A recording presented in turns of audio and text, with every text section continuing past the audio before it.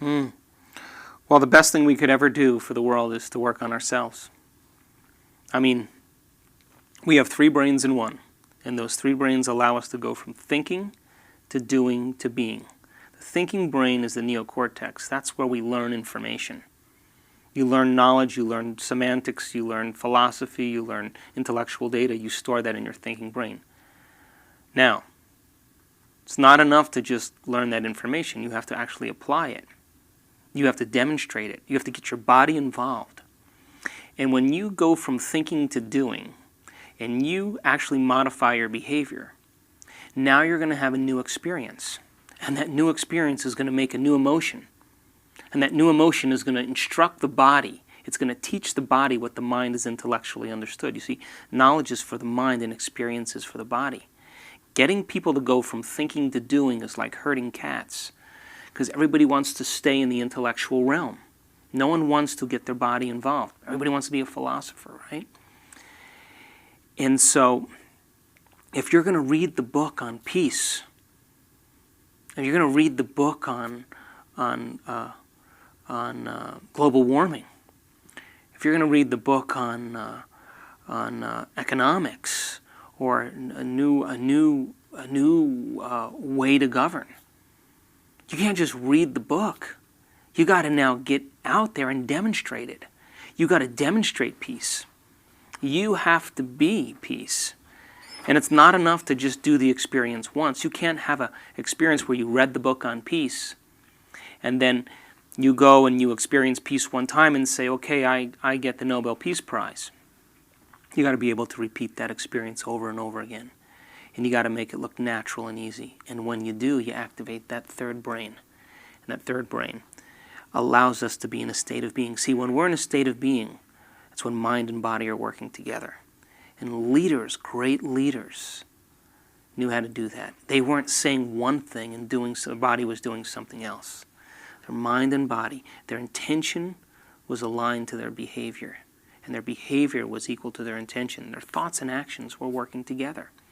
And when that happens, we move into a state of being. Now imagine a world of people demonstrating peace. So you can meditate in a city.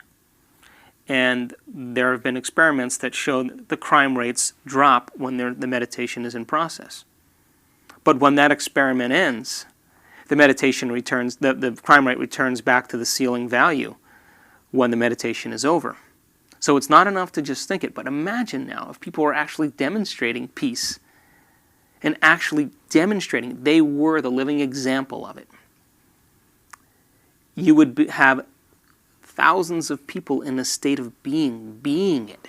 So when the mystics talked about being it, it wasn't enough to just say you can think about it. You have to actually embrace it. It's got to be visceral.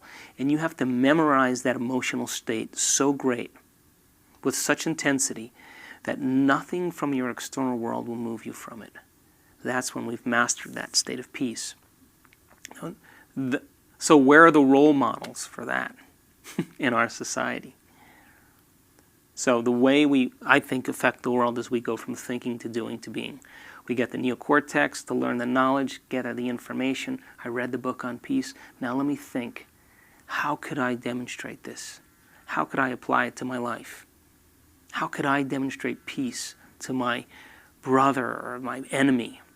How could I forgive somebody? Let me modify my behavior some way. And lo and behold, when you do it, you have this new feeling. And that new feeling is because you just had a new experience.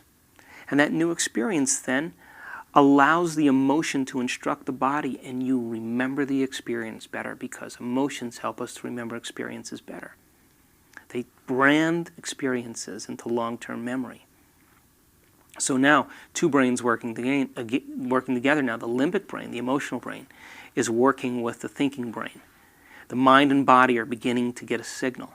But you can't return back to the old self. You've got to be able to repeat it. And when we're able to repeat it at will, now we're all 3 brains working together. We're in a state of being, and we've memorized the state internally so well that nothing in our environment can move us from it. So it's my personal passion, on a personal level, to be able to demonstrate it and to be able to maintain that modified state of being independent of the environment. And when we're able to do that, it's now within us. And that's when we begin to make a difference on a global level.